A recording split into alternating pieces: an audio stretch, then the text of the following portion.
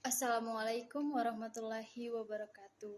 Yang saya hormati Ibu Astar Pujaningati selaku dosen mata kuliah Sosiolinguistik dan teman-teman kelas X4C yang saya banggakan.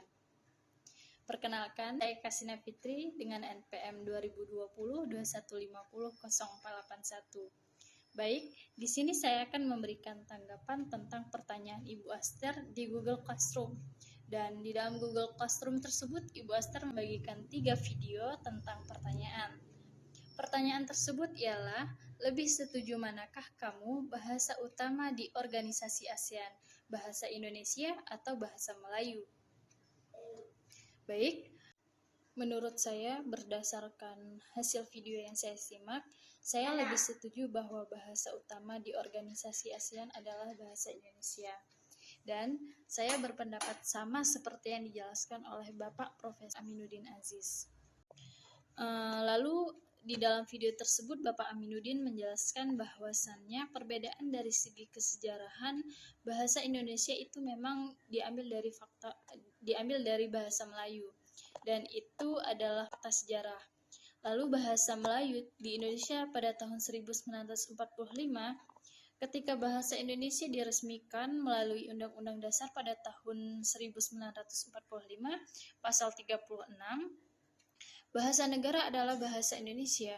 Artinya, mengangkat bahasa Melayu yang tadinya sebagai bahasa daerah dinamai sebagai menjadi bahasa Indonesia, dianggap statusnya menjadi bahasa negara, bahasa persatuan, bahasa resmi, dan dengan berbagai label lainnya. Karena bagi bahasa Indonesia ini adalah bahasa perjuangan.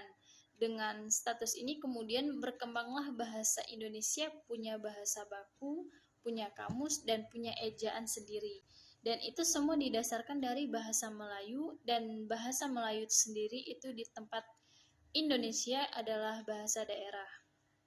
Dan ada pula kenapa saya tidak setuju dengan bahasa Melayu, itu karena saya juga berpendapat sama hal dengan Bapak Nadiem Makarim, dan di dalam video yang saya simak, Bapak Nadiem menjelaskan alasan tersebut, yakni yang pertama, bahasa nasional dan bahasa negara adalah bahasa Indonesia, bahasa Melayu adalah bahasa daerah.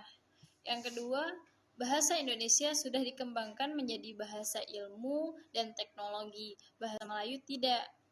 Yang ketiga, jumlah kosakata bahasa Indonesia lebih banyak daripada kosakata bahasa Melayu.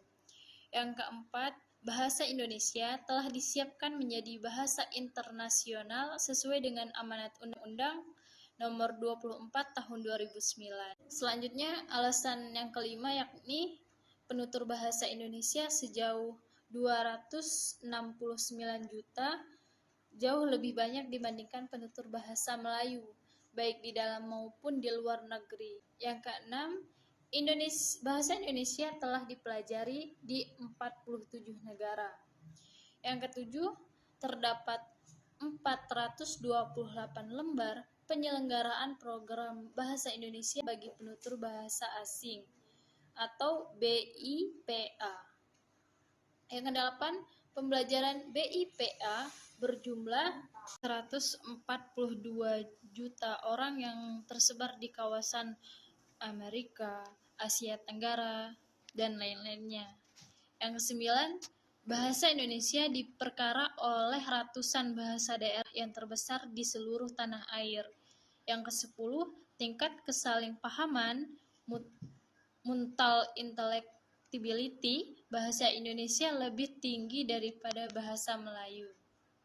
Dan dari 10 alasan tersebut, itulah mengapa bahasa Melayu belum layak di bahasa utama di organisasi ASEAN. Dan semua keunggulan yang dimiliki bahasa Indonesia dari aspek historis, hukum, dan linguistik, serta bagaimana bahasa Indonesia telah menjadi bahasa yang diakui secara internasional. Mungkin cukup sekian video tanggapan saya atas pertanyaan dari Ibu Astar Pujaningati. Kurang lebihnya saya meminta maaf. Wassalamualaikum warahmatullahi wabarakatuh. Dadah.